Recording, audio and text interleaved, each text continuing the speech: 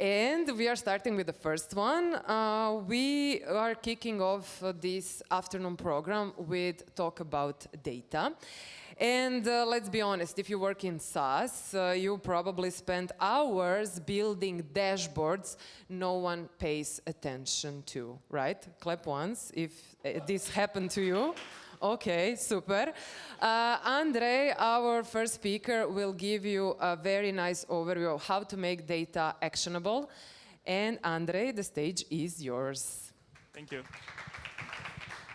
Hey everyone, how are you? Doing well? We have a small group of people, so we're going to make this interactive. How does this sound? Clap once. Clap once. Nice. Yeah? So I'm going to ask questions. You don't need to raise your hand. You just shout, scream, or do whatever you want, basically. Yeah? So we need to make this as actionable and useful as possible. So look, we all know that data talks are usually boring, okay? I'll tell how things are. But today we're not chatting about data transformation, data modeling, data analysis, and all of this. But we're chatting about, which I think is the most exciting part in the data value chain. And this is called the last mile in analytics, or this is called data storytelling. So it's all about telling stories with data. And we'll look for a few stories together, and we'll also make this session as practical as possible. So what this means is that I'll show you techniques of how you can transform your boring data into a data which tells a story. So hopefully go back next week and you start sharing with your colleagues or with anyone from your team, not charts, but stories which inspire action in your company. Clap once if you have a deal.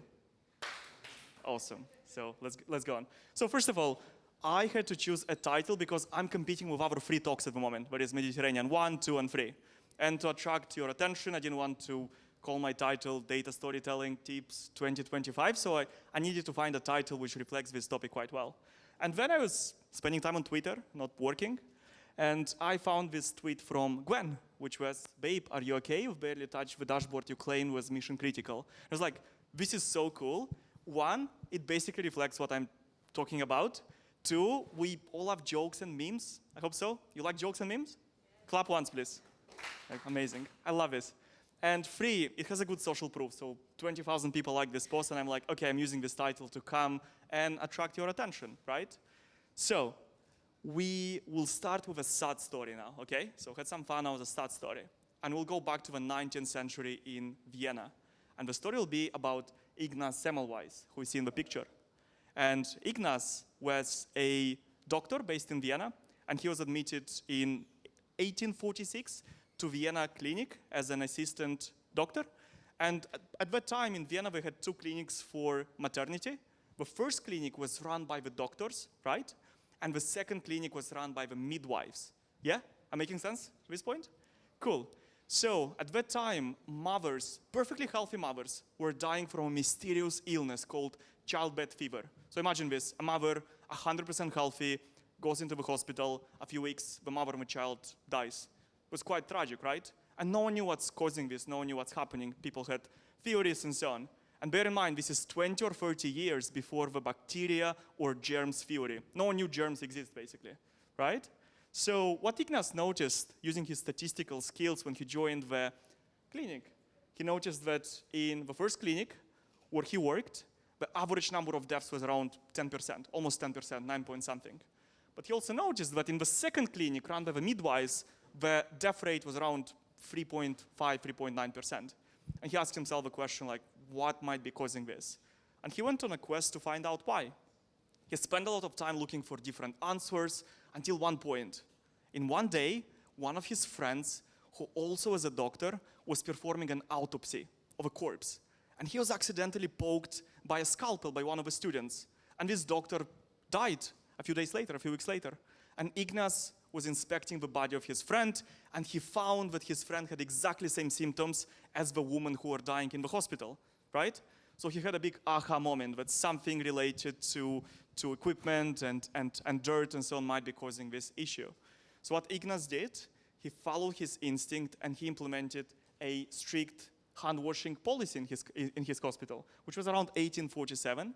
And as you can see from this chart, the number of deaths drastically decreased. Yeah? So women weren't dying that much of the childbed fever. Actually, almost a year later, the policy became even stricter, and they had months with 0 deaths, which was unheard of before. But guess what? even despite this amazing data, no one took him seriously. No one. And people couldn't believe that doctors who wear hands are causing the deaths of others. I didn't mention one thing about doctors. It was important. Doctors, before going to the maternity unit, they spend their mornings looking at corpses and performing autopsies. So they do this in the morning, they wouldn't wash their hands, they go to the maternity unit, and women were dying. But Ignaz wasn't taken seriously. In fact, he was dismissed from the hospital in 1849 because doctors didn't believe him that this is the case. And Ignaz actually was banned from being a doctor for the next 10 years, and he was trying to prove that his hand-washing theory made sense. He was writing letters to different doctors, but he still couldn't succeed. So what went wrong? First one, this is called the curse of knowledge, right? We think we know something, we have all the information in the world, and we have a bias that everyone around us will just get it, yeah? We say this, that the facts speak for themselves. Facts don't speak for themselves if you don't tell the right story around them. Just facts, and they can be interpreted in many different ways, yeah? Second reason, he didn't provide a narrative, he only provided cold facts, but the narrative makes this story even more emotional. It makes people to sympathize with what's going on and make people more aligned to your story. In this case, he didn't use a story, he didn't use a narrative. And three, is the power of data visualization. Ignaz didn't visualize any of the data, even though it was a common technique at that time, and he was presenting all his data in a tabular format like this. And we all know that our brains cannot comprehend tables. Our brains cannot read through the data and make conclusions out of it. That tells you nothing, basically. And he presented this data in this specific way. So one conclusion here is that while we cannot judge the past by the present standards, there are big mistakes made by Ignaz, which again, we'll move to the business world in a second, but this is what's happening in the business world, obviously not as tragical as the history of Ignaz. Yeah? Okay, so now we'll move back to the business world, and we'll chat more about dashboards and charts and storytelling and so on. But before we do that, we need to align all of us on one question. And if you don't, please leave because my presentation won't make any sense after that, okay? And my question to you is that, how can you measure the value of a dashboard or report? And I need answers from you guys. Any ideas? You have a dashboard or a report. How do you know it's useful? How do you know it provides value? Please.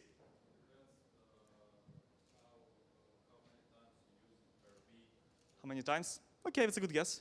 Go on. You nailed this. So he nailed the answer, sorry. So people might think that a good dashboard is all about how many chats you had, how many alignments you had, how many times you opened this. None of this matters. A good dashboard is all about data output and how many actions you took on this data, right? It's all about actioning the data. And I'll illustrate this in one quick second. That's the answer. Value of a dashboard or report is measured by useful action and prompts. It's a good answer. I'll ask you after that, how do you know about that? But I'll actually show you something interesting. Think of a mid-sized company, not even a big company, that spend shitloads of money on their data stack and data tools. For example, data pipelines, $1,000 a month. Data storage, $1,000 a month. Data transformation tools, $500+ per month. Visualization tools, $1,000 per month. Data team of 2-3 data engineers is $20,000 to $30,000 a month.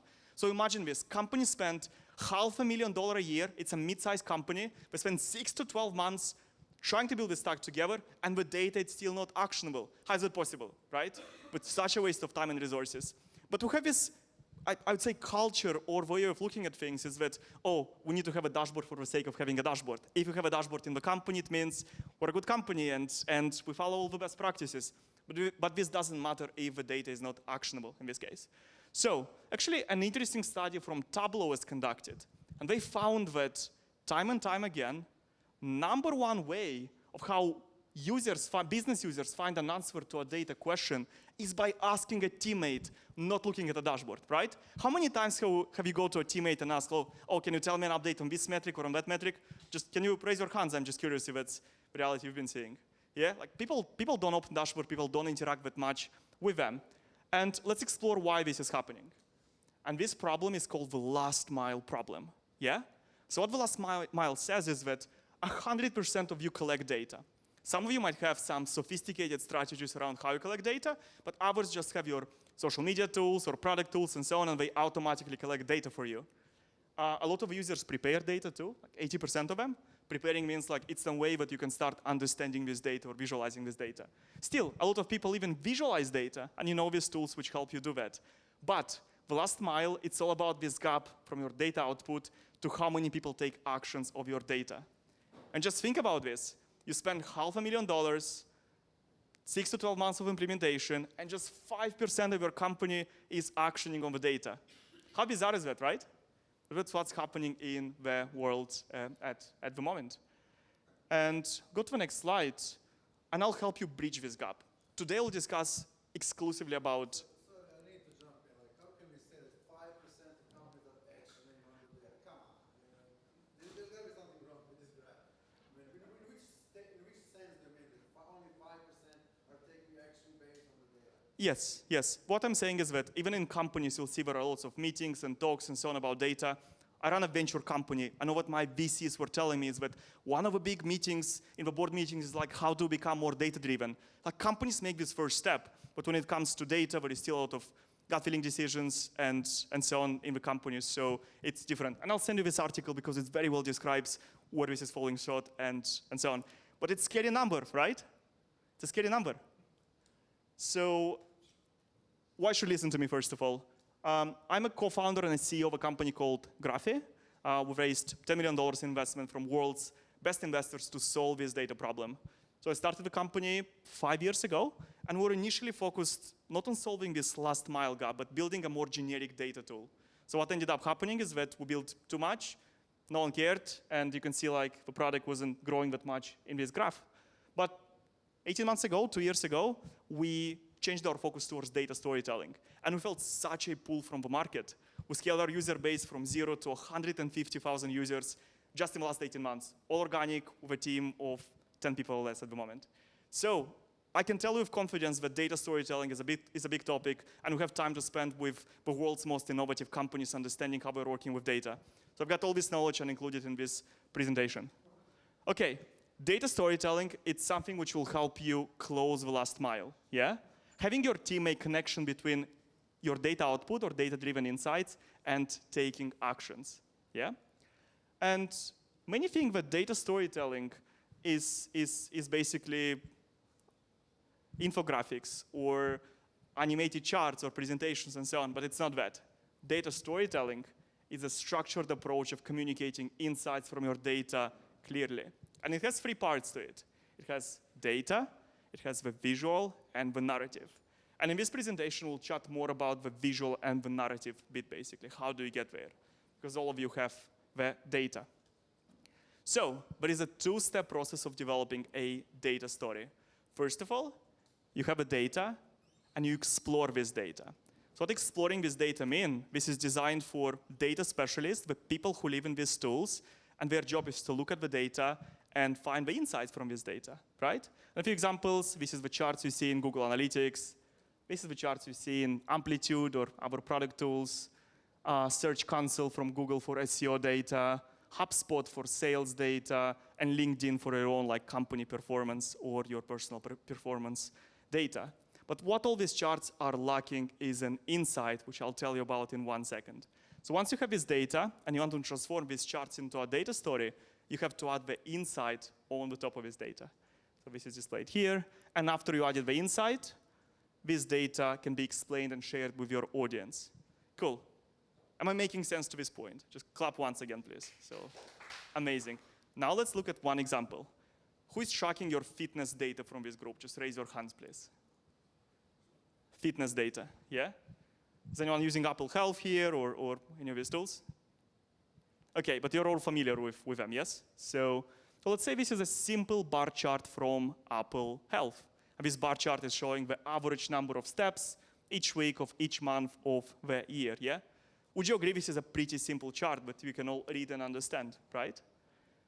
But this chart is lacking an insight. And basically the problem is, if you take this chart now, and you share this chart with 5 different people from your company, each of them can have their own insight or their own takeaway from this data. Let me show you what I mean by this. For example, I share this chart with person A, and person A might think, they might see the anomalies. They'll start thinking about what caused them, what day was I outside, what did I do, and so on. If you send it to the second person, they might just focus on the top month and say like, oh, how did we achieve this in our top month? how do we do more of it, basically, moving forward, right? Someone might look at the worst month and say, like, oh, but let's chat about March in this case and make sure this doesn't happen again, or see the weather and so on related to that. Or another person might look at the trend and say, like, oh, don't care about anomalies, don't care about spikes, don't care about anything else. Data is going up, so we're doing well. And another person might look at seasonality and like say, look, like summer is going well, so we will do more of this. It's just an example of how a simple chart can have multiple insights that can confuse your audience if you send them this chart without an insight. And now what I want to do is I want to show you what people are receiving in companies. They see dashboards like this, or like this, or like this, or another one. And every one of these dashboards can have thousands of different insights. That's why if you have some dashboarding tool implemented in your company, you can look in your stats and see that after a while the usage is decreasing of these dashboards. Why? Because people are intimidated by this. People don't know where to look and they're busy with their job. And again, the curse of knowledge, what we discussed initially. You think that people know what's going on in there, but actually people wouldn't interact with dashboards that much in this case.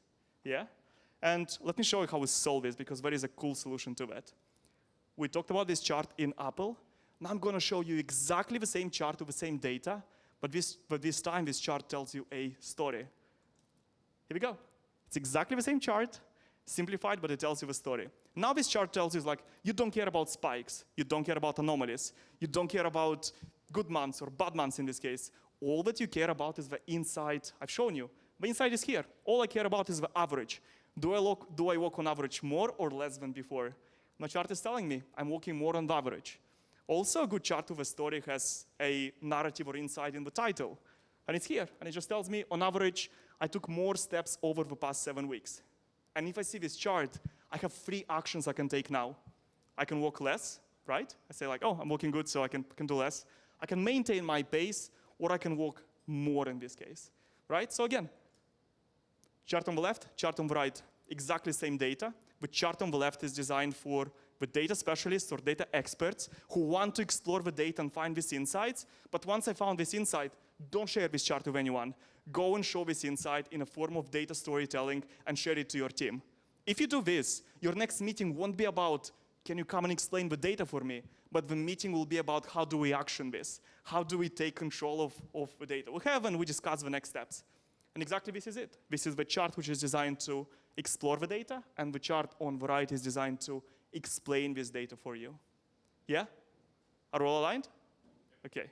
Move now to the next slide in this case. So, what I just told you can be very well displayed on this infographic from a good website called Effective Data Storytelling. If you're into this, go and check it out. Basically, the first chart is answering one question. Is the data understandable at a glance? And this is, again, for the specialists of this chart. You don't need to be a data analyst or someone related to data. If you're monitoring a chart or a data, the first chart we've seen answering a question, is the data understandable at a glance? And once you know what's going on in the data and you extracted the insight you want, you then go ahead and display this insight as a story.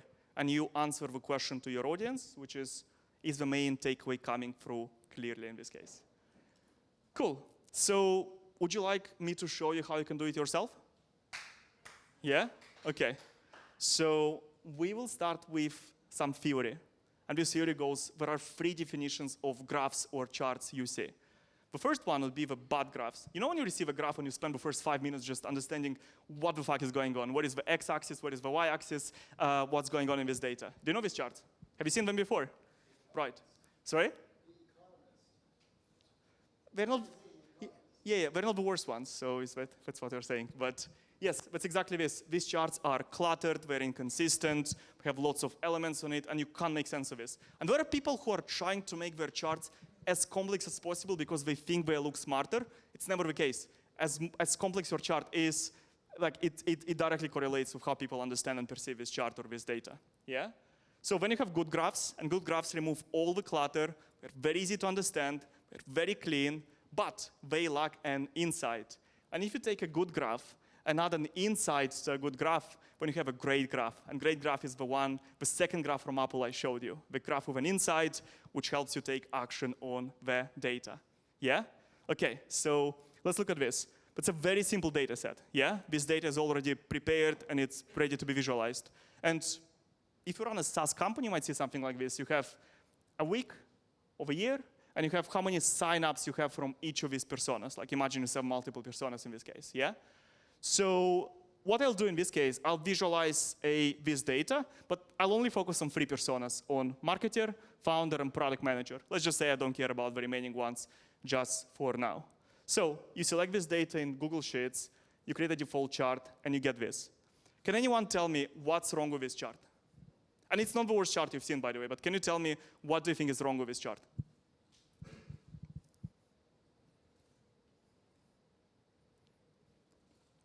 Okay, I'll try to explain. This is a bad graph because it's cluttered and has a lot of unnecessary details. And it's all about small details. If you remove all the small details, this graph will start becoming useful for you. For example, first one, why do you need this border around the graph? Yeah, it doesn't have any value for us at all. 2, why are these colors so thick and take so much of your attention? Again, it's not the meaning of this data, of this chart. Why do I need these labels here? We take so much space and they're so unreadable at this point, right? We don't need all of this. We need to clean all these details. Next one, grid lines, same. Sometimes grid lines have good reasons, like when you need to see precise data, but very often they just add clutter, and people add them just to make their charts more sophisticated, but they're not. They just add clutter to the data in this case. So once you clean this data in this chart, you get a very clean chart. Very easy to use, very easy to understand, and this is a good graph. So what is this missing to transform this into a great graph now? Can you tell me? Insight. We're on the same page. Amazing. I love it. So this chart can have an insight. And by the way, this chart can have multiple insights. Yeah, I can now list you 10 insights on this graph. We might go as high as 20 insights at this time. But what I'm interested, let's say in this case, is that why our top persona, founders in this case, has dropped drastically in the past few months in this case, yeah? From April to June in this case. So to do that, I'm now transforming this into a great graph. So I've just highlighted the data point I need, the founders, yeah? I've highlighted the top peak and one of the last peaks in there, and I'm showing how much it dropped. And I'm including a conclusion in the title. So now I'm saying the number of new founders has reduced by 72%. So if I take this graph and send it to you, you know what will happen? Next time we discuss how to action this, right? And you might agree that we don't care about founders, so let's remove them, let's look at something else. But we might also discuss about the strategies, how this data can be visualized or presented, and how we can action this data moving forward. And again, data storytelling can be in 2 formats. For example, if I'm presenting in front of you and we're speaking together, this is enough. Like you see the graph, you see the insight, you see the conclusion, we can talk about this freely. But imagine I want to send you a graph via Slack or email, and we don't have a call or meeting before that. Then you can start adding more elements or details to this graph. Like in this example, yeah? So I have a title, and I'm explaining it's all about the ad cuts that we stopped advertising to founders, they dropped, and then I include some actions and next steps below this chart, basically. So if you read this, you can come to the meeting and we can discuss about how do we action this data and prepare this data. Cool. So again, same data set. I just want to show you that this data can be visualized in a different way. Same data set, different insight now. It's exactly the same data, nothing changed. But now what I'm saying with this data set is that, look, I actually don't care about the persona whatsoever. I don't care if they're founders or product manager or marketers. What I care about is like us hitting the goal of users who will pay us after that. So in this case, I just outline, I have a goal line on the chart, and I'm saying in the title that we missed the goal significantly for the last 2 months. What's the whole power from going from a chart to a data story? Data story removes ambiguity. It helps you get aligned, and it helps everyone be on the same page. Yeah? Cool. Yes? Yes. Quick question. Great chart, I agree. But you said clutter is one indicator for Yes. bad graphs. What about consistency? Because for me, it looks like marketing and product manager has the same color. Yeah, I mean, it's a good point. Don't do this. So yeah. But I think in this case, we still like highlight the founder. Like, yes, you're absolutely right. Use different colors to highlight them in this case. Yeah. Didn't even notice that. So good catch. Cool. You want to see another example? We'll do this one extremely, extremely quickly. Okay. So I'll show you a very bad chart now. Here we go. Do you know what this chart is telling you? So I'm kind of trying to say something, but this chart is telling us which channels generate us the most revenue by each quarter, yeah? And again, 90% of the times using pie chart is a bad idea. If you're not sure, don't use a pie chart whatsoever. They're usually not great graphs to do, but in this case, they are so bad. So what I'll do in this case is that I'll transform this data from pie chart to a stacked bar chart in this case. And I can start seeing patterns, like they're emerging now. For example, I can see that paid advertising is almost flat, affiliate marketing is slightly shrinking, outbound is reducing, but the inbound marketing is growing. So the insight I'd love to communicate to my team or to you is that let's focus more on the inbound marketing. So how do I do that? Just created a graph for you. Here we go. It's a good graph. It's a graph which tells you a story. So I've highlighted the main point, inbound marketing. I didn't want to remove the other channels because I want to give them to you in perspective so I can compare them. I've added a difference arrows, which shows us that it grew by 2.5x from Q1 to Q4. And below have some results and actions. So again, if I send this graph to someone in Slack, I have high confidence that people will get what's going on and will come prepared to the meeting to start actioning the data, not discussing the data and losing hours of our time arguing about what the data means. Yeah, of course they can challenge the data and I'd go back and analyze this and prepare another story. It's part of a journey, but at the end of the day, that's how you should be communicating with data, going away from just boring charts to data stories, basically. Yeah? Cool. So, look, there are many tools to do it. And you can do this data storytelling and BI tools you're using, or use your charting tools and export it in Figma and draw them. Tableau and Power BI are more technical tools. ThinkCell is very consultant heavy and designed for consultants. Excel and Google Sheets are available to everyone. Or I mean, I'm not advertising my company, but we build Graphy specifically to tell stories with data. So you can go away and just add your data and get to a meaningful chart. All the charts I showed you were created in Graphy, so if you want to get started, check the tools out. Also, AI is also amazing for data storytelling. Because think about this, AI is not great with numbers, it still hallucinates with numbers, but it's amazing at storytelling, right? How many of you write stories using AI? So, like nowadays, we can also just add the data and get a meaningful chart with a story out of AI, yeah? So it's Graphy as well, we'll just build this engine, which will be launched soon. It's not about this. Another thing, if you're into data storytelling, I highly recommend reading these 3 books, like one of my favorite books here. So it's Storytelling with Data by Cole Knaflick, Data Storytelling by Brent Dykes, and Good Charts, which is actually about great charts, not good charts, by Scott Berry-Nato. And yeah, listen, the conclusion here is that we're all used to this traditional approach of sharing charts, looking at dashboards and data. But I think that if you want to go beyond just charts and you want to make your data actionable and increase this percentage in the last mile, you should start communicating with data or data storytelling. It's a super powerful approach. It's not easy to do, but once you get into the habit, you then change your organization and you suddenly have a data-driven culture. So yeah, if you want to connect with me, add me on LinkedIn or things like that, and let's keep in touch. We have 3, 4, 5 minutes left, and I would love to take any questions you might have. Thank you so much. Thank you, Andrey. Thank you. Andrey is very engaging and very approachable, so I would even suggest to connect with him in a break. Do we have any question? One fast question? Yes, no, maybe? No worries. Andrey is definitely one of the really most extroverted person I met. Actually, the #1 extroverted person here on SaaStanak. So, Andrey, thank you so much. Feel free to reach out to him. He's a hugger as well. Don't tell me I haven't shared that part as well. So you know what you get. And thank you for a very insightful presentation. Thank you for an insightful prezzo. Clap once if you like the prezzo. Super. And one big round of applause for Andrey. Thank you so much.